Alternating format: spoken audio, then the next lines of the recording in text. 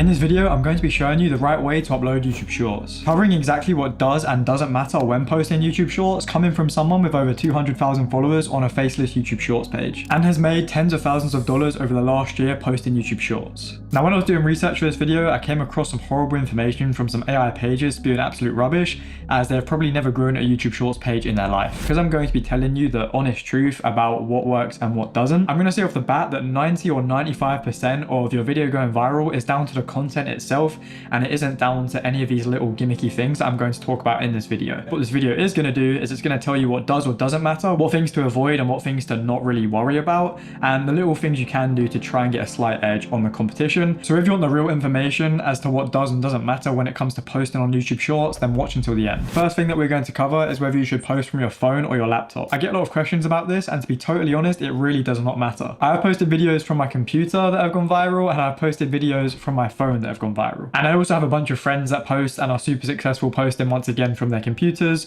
and the desktop YouTube app, as well as posting from their mobile phones. Now, the only thing that I will mention here is there's some things that you can do when posting from your laptop that you can't do from your phone. Like, for example, on your phone, you can pick your thumbnail when posting and you can pick what type of music. However, you don't get any indication whether your video has any copyright issues or anything like that before you post. Whereas if you post from your computer, you'll get an indication when you leave a video drafted whether it is going to be copyright approved or is there copyright issues or any ad issues before you upload the video. So with that being said, the way I usually upload my videos is I'll upload it to my desktop first, make sure there's no issues, then I can go ahead and post a video, and then once I've done that and I've posted it from my desktop, I can go over to my phone and select the thumbnail that I want afterwards if I did want to change the thumbnail for that video. Now, the next question I get a lot when it comes to posting YouTube Shorts correctly is, do I schedule my posts? And to be honest with you, I personally do not usually schedule my posts. However, once again, I have friends where I've seen firsthand that they schedule their posts on their page and their posts will get millions of views. So is this something that really matters? I would say no. I personally just prefer to go on at the time of uploading the video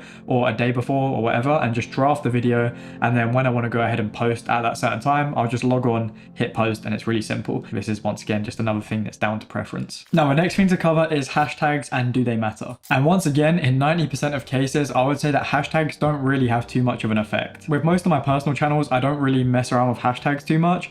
I literally just post the videos and they still have tens of millions of views. However, what I will say under the topic of hashtags is in some niches, you can use a hashtag as a title. Some people call it the hashtag glitch, and that can be quite beneficial in certain niches like the skull edits niche. So I wouldn't say here like they don't have any effect at all. I do think they can have a bit of a positive impact, but I think in the general, it doesn't really matter that much. I would say if you want to do them to try and give yourself that little tiny extra edge, then sure, go ahead and post some hashtags around your niche, but I would say don't do tons of hashtags, because if you do tons of hashtags, it's probably just going to look kind of spammy to YouTube. But yeah, if you don't want to do them, then you don't need to do them, especially because with YouTube Shorts, most of your views are going to be from scrolling, but they might have a slight help in telling YouTube what kind of audience to push your videos to. Do posting times matter? For this one, I'm going to say yes and no. And the reason I would say that is because once you have an audience, I would say a posting time can matter, and you want to try and post around the peak of the time that your audience is active on your page. This is simply just because it is going to give you a little bit of a boost when you post your video, because obviously your audience is going to be active. YouTube's going to push it to your subscribers more. If they engage with it well, then YouTube will probably push it to even more people. But in the end, it really doesn't matter. And if your video is good, that is the main thing, and it probably will still go viral. But if you're just starting your page, I would say the posting time doesn't really matter. I know some people try and target the USA with your posting times, but I personally don't really think that this has much of an effect on anything. I also wanted to mention here around posting at peak times, if your video doesn't go viral straight away, it still doesn't mean that video isn't going to go viral down the line. And just to show you guys on this page in real time, as you can see, when I first posted this video, for literally 2-3 weeks, it didn't really do much. It got 400,000 views, but at the time, this was nothing crazy on my page.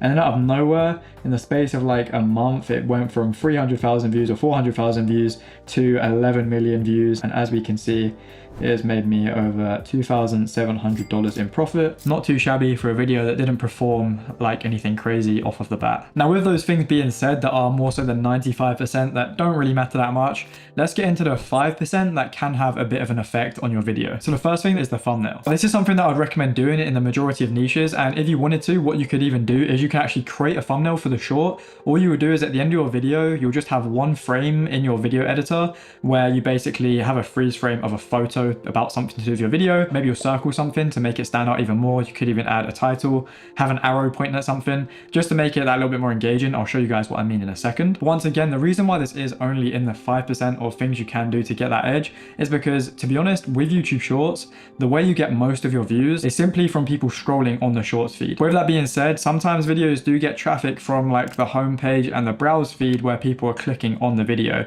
So that is where doing things like the thumbnails and the titles are going to help your video perform a little bit better. To show you guys what I mean, this is where I'm on about the thumbnails mainly matter. It's like this part here. So as you can see, this video with 4.2 million views, it has a pretty good thumbnail. You know, he's got his back transformation and the title is about his back, the only back workout you need.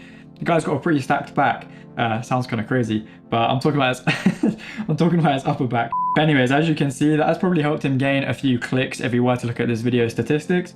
But then again, with that being said, this thumbnail is nothing crazy at all. It's just the guy's face. I know this guy has an audience, but yeah, it still has 2 million views. So a thumbnail isn't a make or break, but it can definitely be an add to a video. Now, if you guys don't quite understand how I explained how to get these thumbnails to come up on your videos, then I have an editing tutorial on my YouTube channel that I'll leave links somewhere up here and also in the description, where I show you guys how to create a thumbnail with one frame of your video and then how to go and select it on YouTube. So then leading on from thumbnails, we also of course have titles. Now I'd say titles are a little bit more important because titles can help with your YouTube video getting traction from search, and it can also help with when people scroll onto your video on YouTube Shorts, the title popping up at the bottom and people being like, oh, that is kind of hooking and kind of interesting. The same way you'd use a text hook in your video to keep people hooked, a title can sort of work in that same way. So when it comes to titles, once again, you don't need to overcomplicate it, and it is kind of niche dependent. So I would look at some of your competitors in your niche that are getting good views to maybe take some inspiration from them, but you'd basically just want to have it to be something related to the video.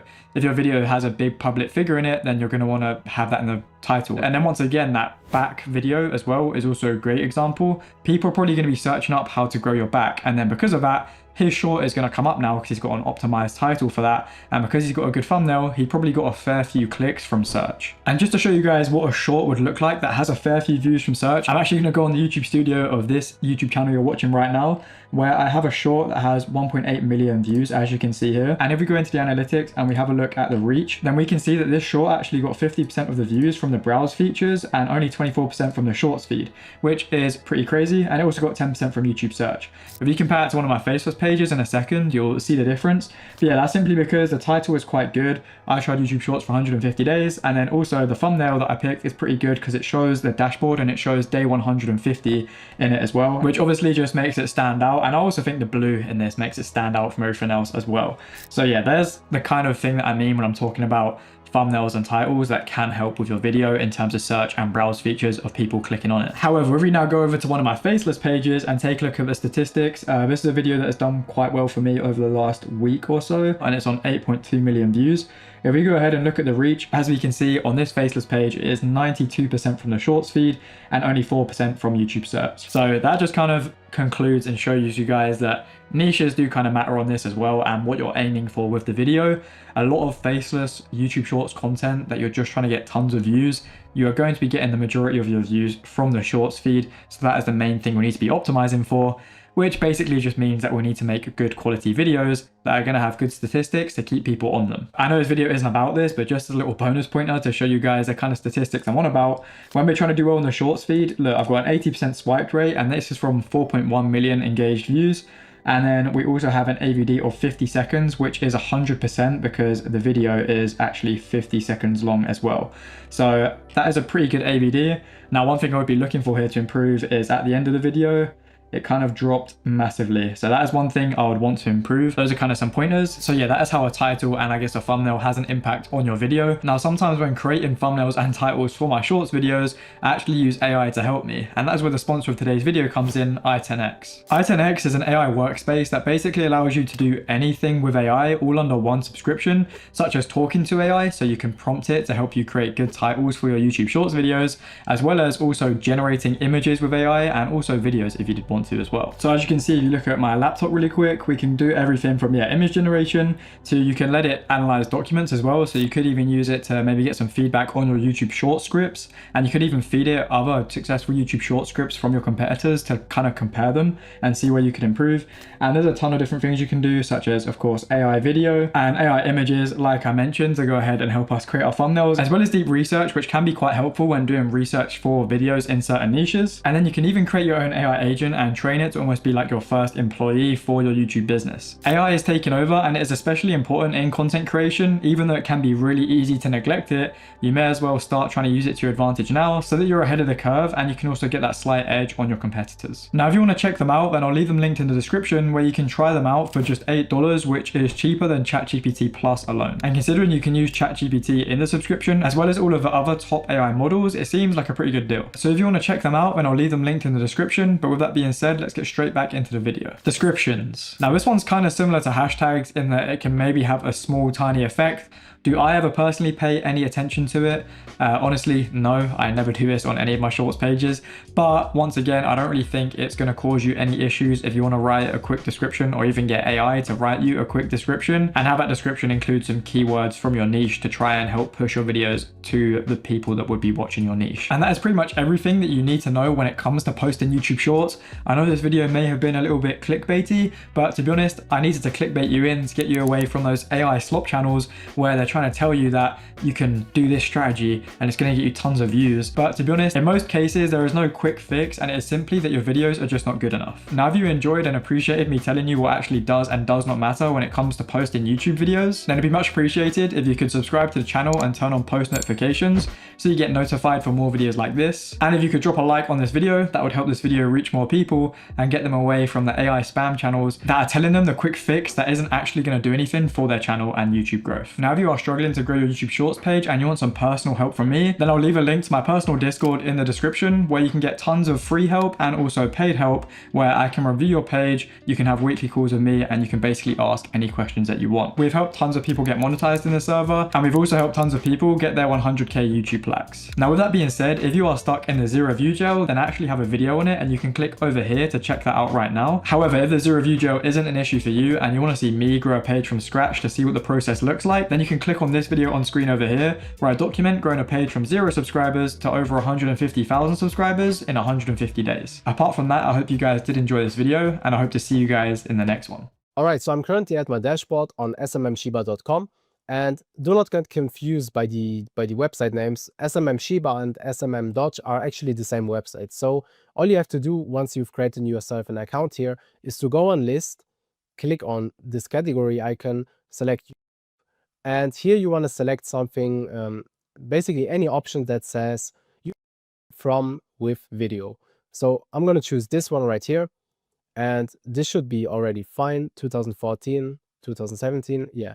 Now I'm going to click on buy, confirm, and now you can go onto your product orders and you will see this is pending. All right, the order is now completed. This didn't even take 2 minutes.